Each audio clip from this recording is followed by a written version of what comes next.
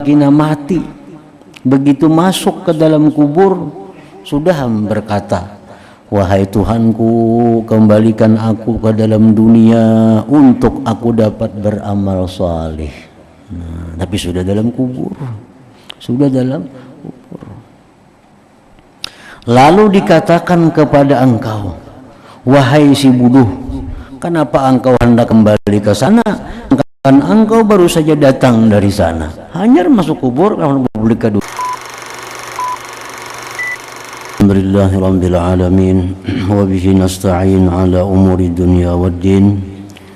Wassalatu wassalamu ala asyrafil anbiya'i wal mursalin sayyidina wa maulana Muhammadin wa ala alihi wa sahbihi ajma'in. Berkata Al-Imam Al-Ghazali rahimahullah, nafa'ana bi'ulumih. Nasihat ketujuh, dahulukan belajar ilmu yang fardu ain.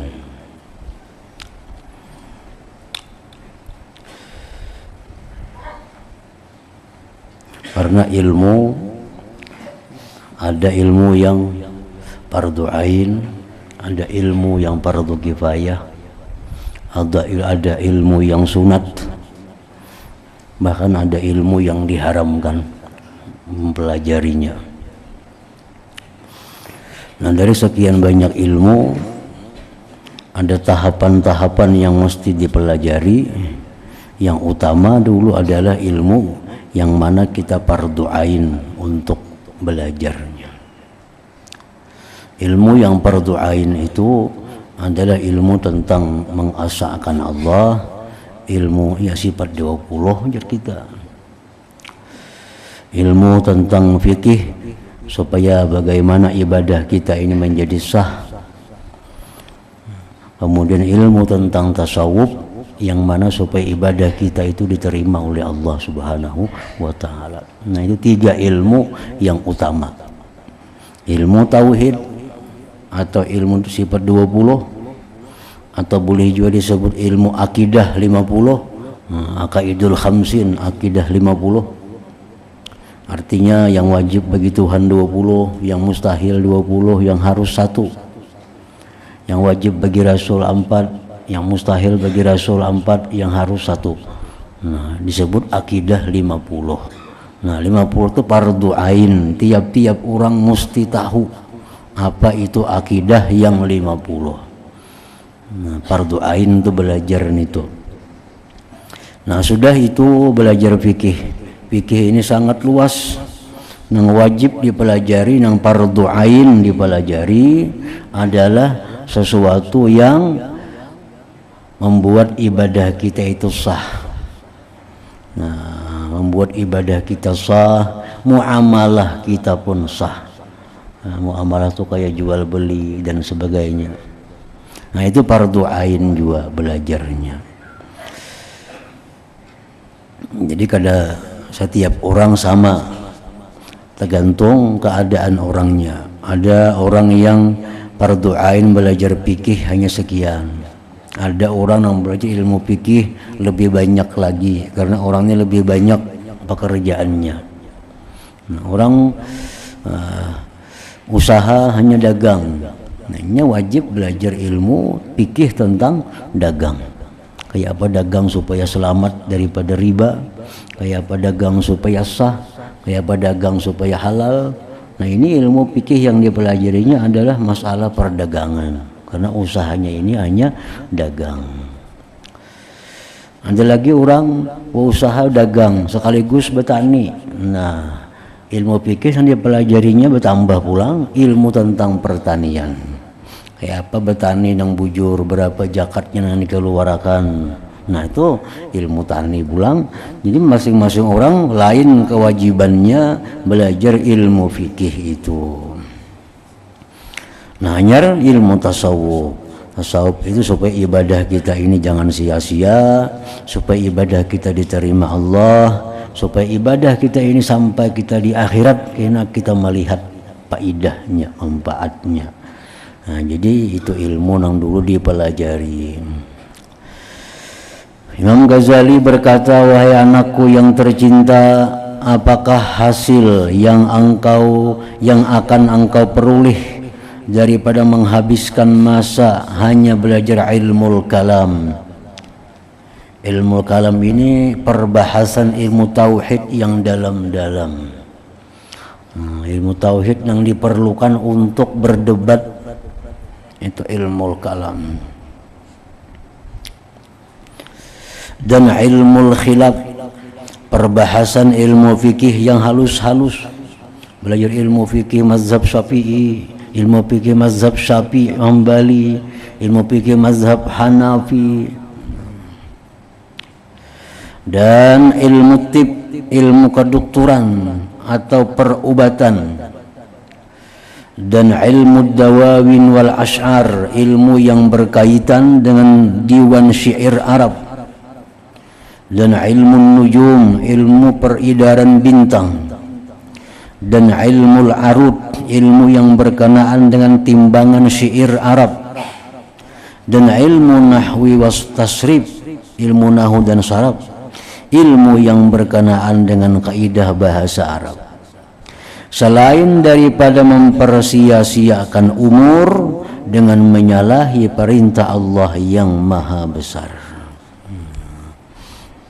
Jadi ilmu-ilmu itu bukan kada boleh kita pelajari, bagus saja dipelajari, tapi nang fardu ain itu mesti dulu, mesti bisa. Ilmu nahwu, ilmu saraf bagus saja belajar tuh, tapi yang lebih dahulu ilmu tentang tadi fardu ainnya.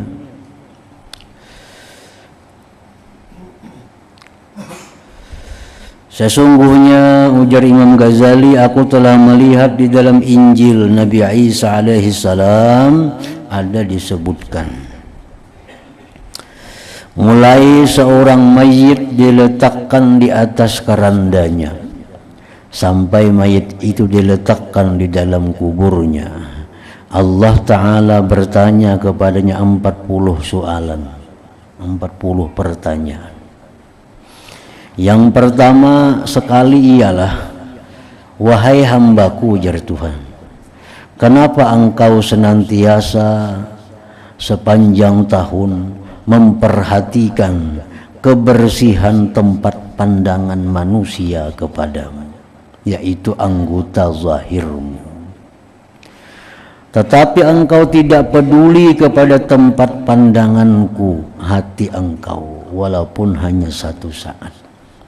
Nah, ini ilmu wajib kita pelajari tentang ilmu tasawuf yang membersihkan hati, karena hati itu adalah tempat pandangan utama daripada Allah Subhanahu wa ta'ala. Nah, jadi jar Tuhan, kenapa engkau sepanjang tahun memperhatikan kebersihan tempat pandangan manusia kepadamu?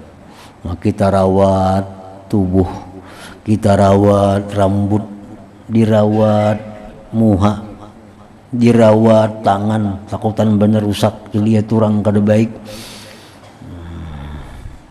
dan kita kada mempedulikan hati kita yang menjadi pandangan Allah Subhanahu wa ta'ala. Nang kayak apakah hati lagi?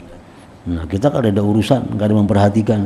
Nang kita jaga berhemat, mengeluarkan duit banyak bahkan untuk mengurus baiknya zahir, yang mana tempat pandangan manusia. Nah, itu akan ditanya oleh Allah karena di akhir dalam kubur kita. Ini belum sampai lagi di akhirat, Allah sudah menanyakan itu. Ujar Imam Ghazali, tersebut dalam Injil Nabi Isa alaihi salatu wassalam.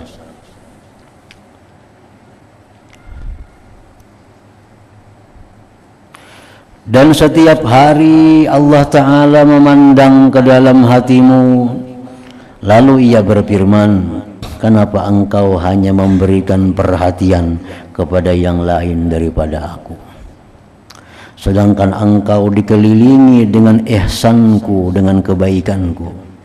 Apakah engkau sebenarnya tuli dan tidak dapat mendengar lagi? Jadi artinya ilmu-ilmu yang sifatnya itu untuk kebersihan hati seperti ikhlas misalnya. Nah, ikhlas itu hanya ada dalam hati yang bersih. Allah kada melihat pang kita ini sembahyangkan apakah itu kalau dinilai Tuhan dulu. Yang pertama dipandang hatinya ikhlas kada sembahyang itu. Nah, munnya kada ikhlas kada peduli lagi Tuhan. Nah, kita baca Quran sebelum Tuhan menilai bacaan kita, pertama dipandang Tuhan hati kita ikhlas kada membaca Quran itu. Nah, jadi artinya bahwa Allah Ta'ala itu menghendaki bahwa kita ini menjaga kebersihan tempat yang dipandang oleh Allah Subhanahu wa Ta'ala.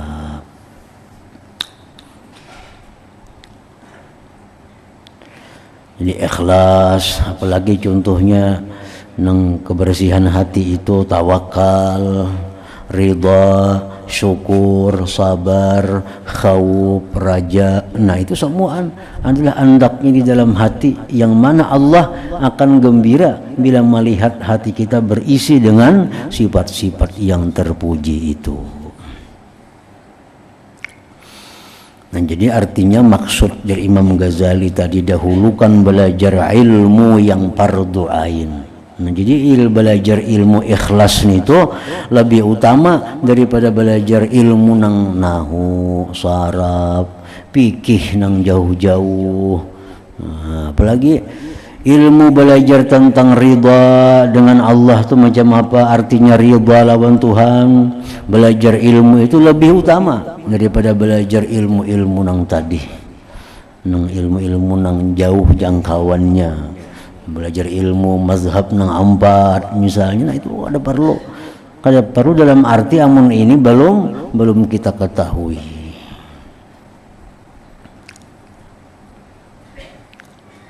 Jadi ulama-ulama kita sudah mengulahkan kitabnya. Kita kadang alih lagi kitab Sagan Akidah 50 ada disusunakan oleh ulama.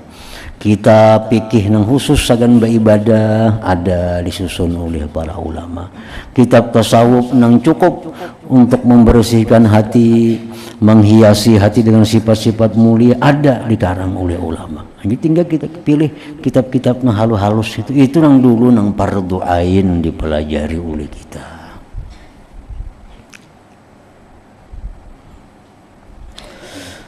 Nah, nasihat ke-8, ilmu tanpa amalan ialah gila. Wahai anakku yang tercinta, ilmu tanpa amalan ialah gila. Dan amal tanpa ilmu pula adalah sia-sia. Jadi artinya kedua-duanya itu beganding, ilmu lawan amal.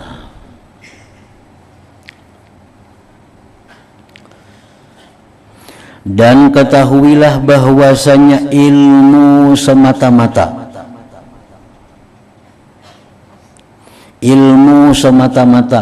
yang tidak dapat, nah itu bacaannya, ilmu semata-mata yang tidak dapat menjauhkan engkau daripada perbuatan maksiat dan tidak mampu mendorong engkau berbuat taat, maka ilmu itu tidak akan dapat menjauhkan engkau pada hari kiamat daripada api neraka. Ilmu nang kada bisa menjauhkan kita dari maksiat, ilmu nang kada mendorong kita berbuat taat, maka ilmu-ilmu itu kada akan bisa menjauhkan kita daripada api neraka di hari kiamat kaina. Ilmu apa aja itu? Kita belajar misalnya ilmu hitung umpamanya.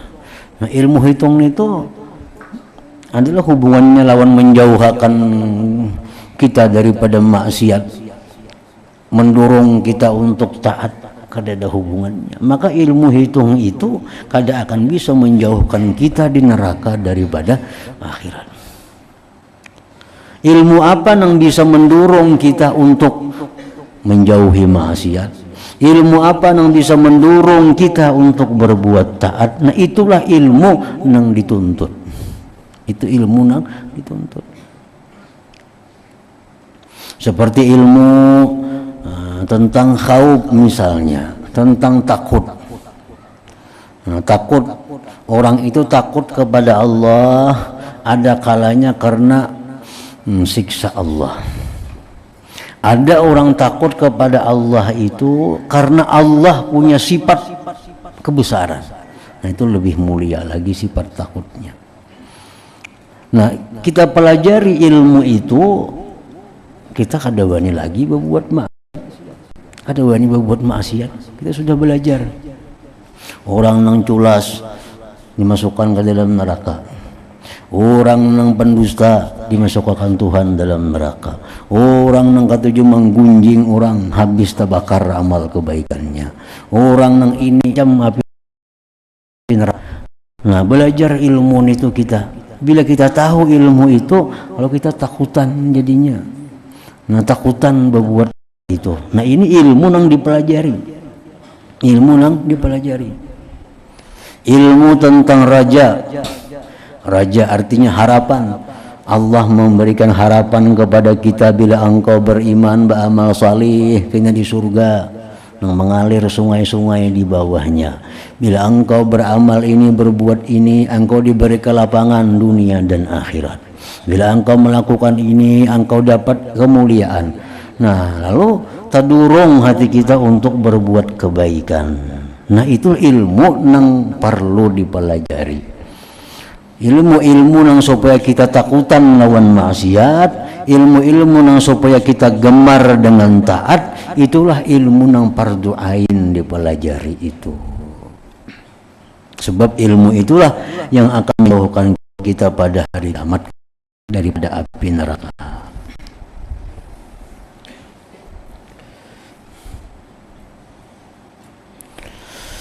Dan apabila engkau tidak beramal dengan ilmu yang ada pada dirimu, dan engkau tidak membuat pembetulan terhadap segala kesalahan yang engkau lakukan pada masa yang lalu, kelak engkau akan berkata pada hari kiamat atau di dalam kubur nanti, Rabbana absarna wa sami'na farji'na na'mal salihah. Maksudnya, wahai Tuhanku, kembalikan aku ke dalam dunia untuk dapat beramal salih.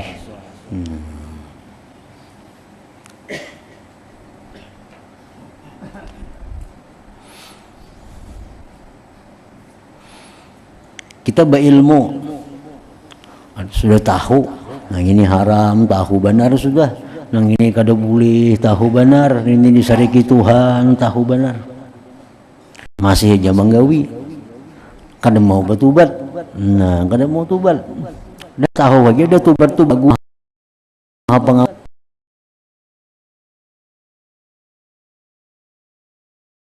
nah kada mau tobat. Nah, kayaknya orang ini bila mana kina mati, begitu masuk ke dalam kubur sudah berkata, wahai Tuhanku, kembalikan aku ke dalam dunia untuk aku dapat beramal salih. Nah, tapi sudah dalam kubur. Sudah dalam kubur. Lalu dikatakan kepada engkau, wahai si bodoh, kenapa engkau hendak kembali ke sana? Kan engkau baru saja datang dari sana. Hanya masuk kubur, kalau boleh ke dunia pulang.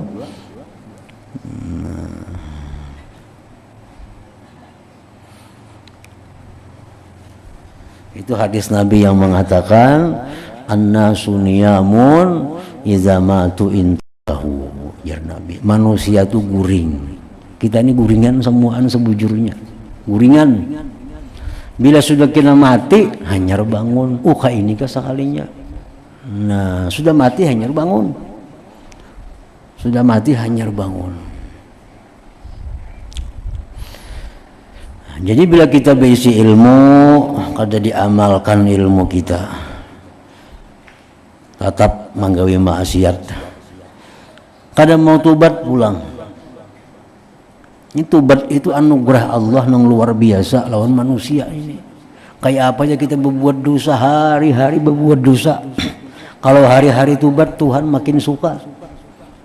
Kita muar hari-hari minta ampun, esok mau ulangi pulang. Kita 2-3 hari kada percaya lagi lawaninya. Ini jam ini tiap hari minta ampun mau ulang pulang kayaknya. Paling kita ingat 2-3 hari kada kita pakai lagi sini. Namun Tuhan makin suka. Makin suka. Hari ini kita berbuat dosa, kena kamarian tobat, menyesal lawan Tuhan. Esok kita mau ulang pulang dosa, tobat pulang, makin suka Tuhan. Nah, jadi ilmunya sudah ada, nah itu bertobat kada mau juga. Nah pas kena mati hanya keingatan di ilmu.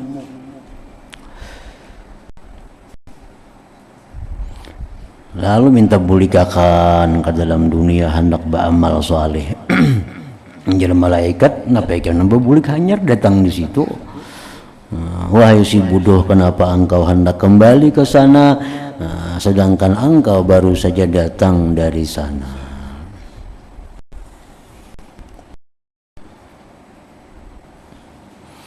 Jadi dengaran tobat itu kada ada batasannya. Artinya dosa nang kayak apa aja ganalnya, amun tobat diampuni Tuhan. Amun tobat diampuni Tuhan. Ya, ada kisah nang seorang perempuan. Seorang perempuan ini hamil daripada zina. Hamil daripada zina.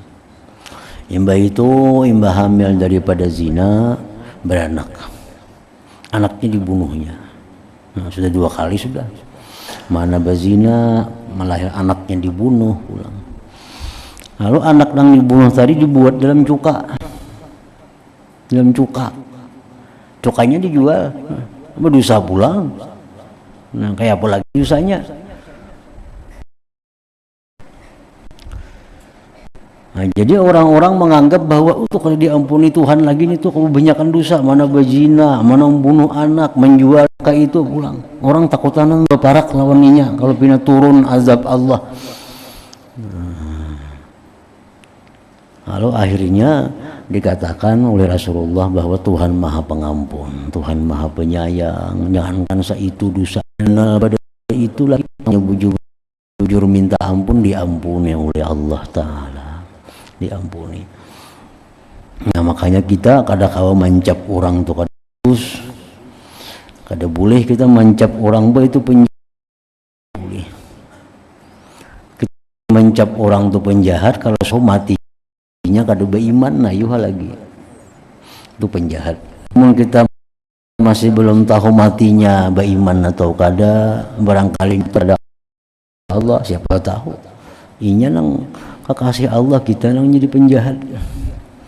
Nah, kada boleh kita mencap orang sejahat-jahatnya manusia itu, kada boleh kita mengatakan itu penjahat. Kada boleh penjahat. Kecuali kita tahu inya mati karena kan penjahat situ. Karena ada tobat tadi. Nah, yang kedua lagi kita kada putus asa. Merasa banyak dosa, merasa banyak kesalahan, kada perlu putus asa. Tobat lawan Tuhan. Diberi Tuhan hadiah, dosa diampuni Tuhan, diberi Tuhan hadiah. Nah, jadi itulah pelajaran kita, ilmu nang macam itu nang perlu nang dituntut terlebih dahulu.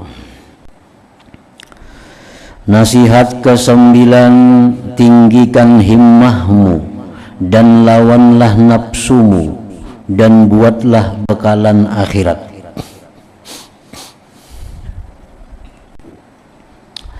Wahai yang tercinta, jadikanlah himmahmu. Himmahmu itu artinya keinginan. Arti himmah keinginan kuatmu dalam meninggikan rohaniyahmu. Kan kita ini jasmani, ada rohani. Jangan hanya jasmani yang kita perhatikan, jangan hanya jasmani yang kita makmurkan, tetapi yang lebih utama adalah rohani kita.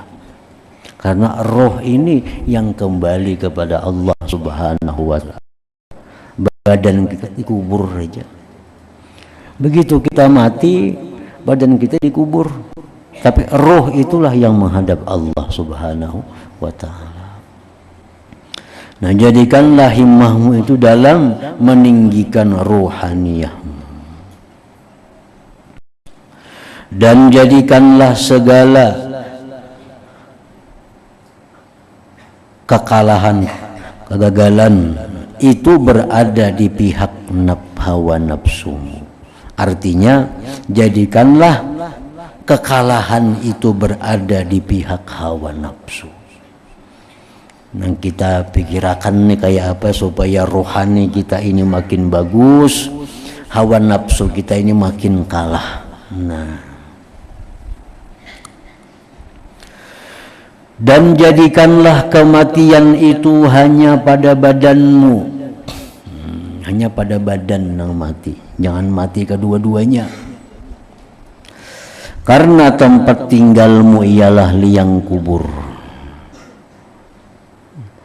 dan penghuni kubur senantiasa menanti kedatanganmu pada setiap masa.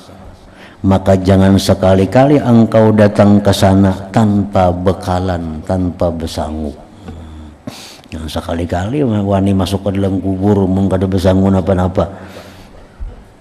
Jadi 3 hal yang menjadi keinginan kuat kita. 1, supaya rohani kita ini lebih bagus daripada jasmani kita.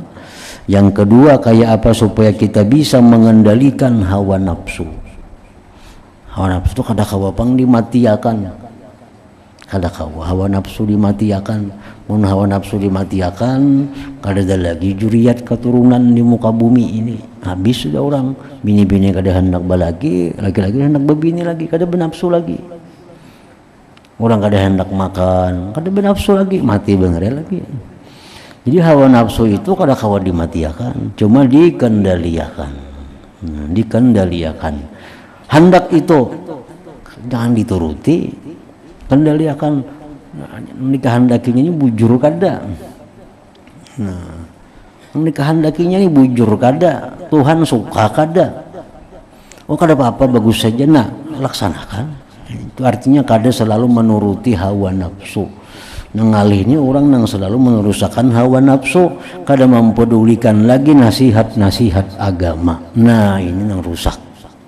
Belah hendak ke sana, ada kau diurus ke sana tuh bang sudah. Siapa karena manangat kada sanggup. Nah, ini orang yang dikendaliakan oleh hawa nafsu. Hendak makan itu bang. Nah, kada kau lagi ganti-ganti. Padahal makan tuh boleh kada, minum itu boleh kada tahu urusan seperti minum. Nah, hendak bebinian bini itu. Bini orang nggak tahu siapa. Nah, itu ngarannya merusakkan hawa nafsu. Jadi hawa nafsu ini perlu ada, namun di bawah kendali, di bawah kendali agama kita. Nah, itu dipikirkan nggak apa caranya supaya hawa nafsu ini tunduk di bawah kendali itu.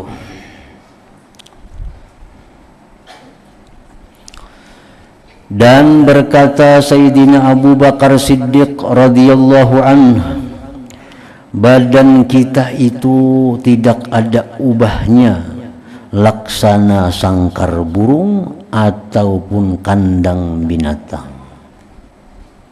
Tubuh kita nih antara dua, bisa jadi sangkar burung, bisa jadi kandang sapi, kandang binatang. Maka pikirlah baik-baik untuk dirimu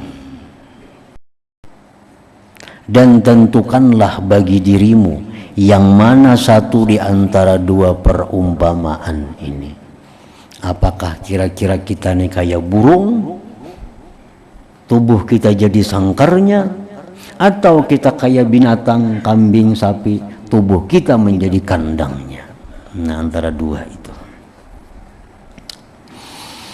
Jikalau engkau laksana burung yang terbang tinggi, maka ia akan terbang dengan riang gembira apabila mendengar seruan irji'i ila rabbiki radiyatan mardiyah. Maksudnya kembalilah kepada Tuhanmu dalam keadaan ridha dan diridai. Nah, ini orang-orang yang rohnya itu laksana burung terbang tinggi. Begitu mendengar seruan malaikat Israel, kembalilah engkau wahai roh kepada Tuhan engkau dalam keadaan ridha dan diridai. Engkau akan terus terbang tinggi sehingga engkau akan hinggap di puncak pohon-pohonan surga yang tinggi. Ini seperti sabda Rasulullah sallallahu alaihi wasallam ketika Sa'ad bin Mu'adz meninggal dunia. Ihtazza 'arsyur rahman min mauti Sa'ad bin Mu'adz. Artinya, ujar Nabi, telah berguncang arsy Allah ketika kematian Sa'ad bin Mu'adz. Sa'ad bin Mu'adz sahabat besar, orang Ansar, orang Madinah. Begitu meninggal Sa'ad bin Mu'adz, arsy Allah itu berguncang, ujar Nabi. Kenapa berguncang? Karena kegembiraan menyambut rohnya itu Sa'ad bin Mu'adz tadi. Kasukaan arsy ini berguncang, bergoyang, kegembiraan karena kedatangan roh yang mulia, rohnya Sa'ad bin Abi Waqqas. Nah, ini roh yang seperti burung, tubuhnya seperti sangkar burung. Dan mudah-mudahan Allah melindungi engkau daripada menjadi laksana binatang ternak. Firman Allah Ta'ala, ulaika kal an'am bal hum adall. Maksudnya mereka itu laksana binatang, bahkan lebih sesat lagi. Kada tahu dihalal, kada tahu diharam, bila hendak gawi. Nah, itu ya Tuhan lebih sesat daripada binatang. Binatangnya bujurnya penurang, makan siapa? Tapinya kada bakal binatang, kada kawa ditiwas. Binatangnya kada diandaki Tuhan akal. Ini umpan makanan ampun tuannya, ini makanan ampun orang lain, makannya terus. Itu binatang.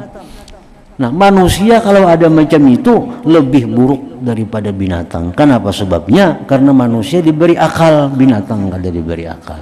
Nah, bal ulaika kal an'am bal hum adall. Maka tidak mustahil bahwa engkau berpindah dari alam dunia ini ke dalam jurang api neraka kalau menjadi kandang binatang tadi.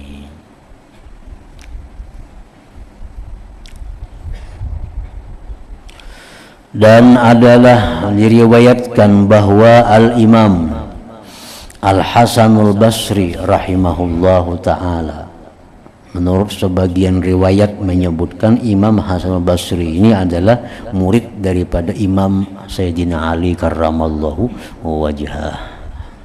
Jadi silsilah ilmu beliau itu Imam Hasan Basri mengaji lawan Sayyidina Ali, lawan Rasulullah sallallahu alaihi wasallam. Ini dikatakan orang sebagai Sayyidut Tabi'in, penghulunya generasi tabi'in. Karena orang ini berjumpa dengan sahabat-sahabat Nabi, lalu disebut orang tabi'in. Nah, Hasanul Basri ini diberikan kepada beliau segelas air sejuk. Diberikan kepada Imam Hasanul Basri segelas air sejuk. Lalu beliau memegang gelas tersebut dan terus saja beliau pingsan. Diberi air dingin, timbul pingsan.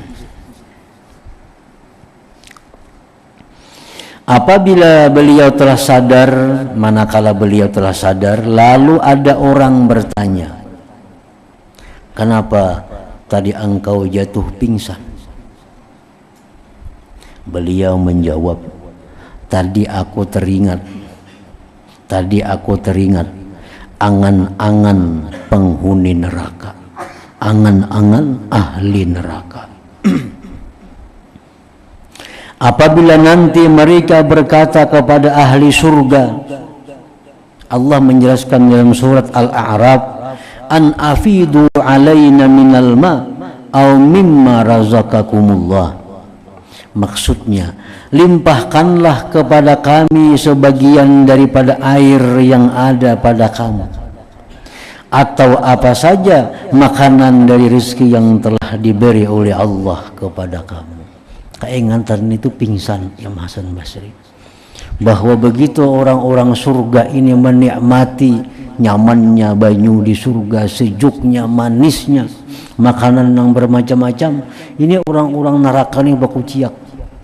Nah, orang-orang neraka ini berteriak, wahai ahli surga, tumpahkan kepada kami air yang sejuk, berikan kami makanan-makanan yang diberikan Allah kepada kalian. Nah, ingat itu, Hasan Basri ini pingsan. Nah, Sidin diberi air yang sejuk tadi.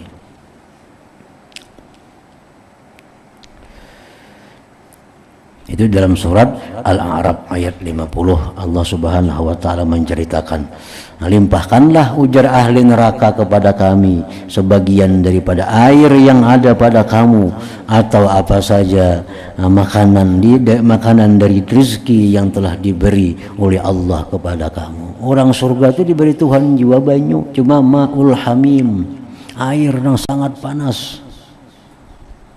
Orang surga diberi Tuhan banyu, cuma air yang sangat panas. Jangankan diminum, beparaknya sudah guguran daging di muhanya. Itu yang disebut dengan air hamim. Makanan diberi, makanan yang membuat sangkal. Makanan diberi, makanan buah ada macam-macam, cuma belum makan sangkal. Nah, bila sangkal keingatan di dunia on banyu, cari banyu. Nah, banyu ini saling panasan nangkai tadi. Nah, itu makanan-makanan yang di dalam api neraka itu dikisahkan Tuhan dalam surat Al-Ghasyiyah. Ada itu ayat menerangkan makanan-makanan surga itu, la yusminu wa la yughni min ju'. Makanannya kadang membuat gemuk dan kadang mengayakkan daripada lapar. Makanannya justru azab bagi orang-orang neraka itu. Nah, kemudian nasihat ke-10, bangunlah beribadah di waktu malam.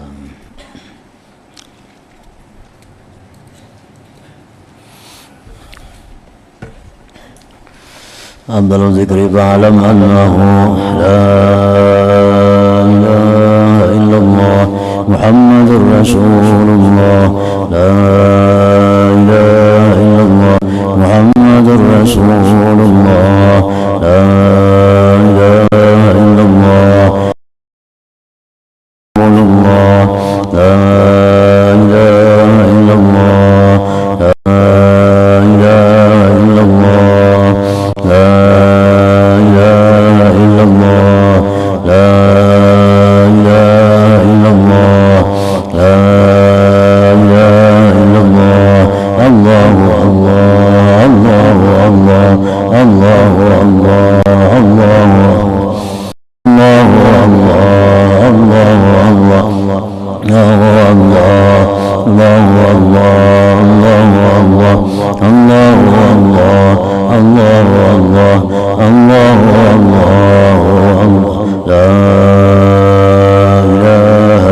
الله محمد رسول الله لا إله إلا الله محمد رسول الله لا إله إلا الله محمد رسول الله لا إله إلا الله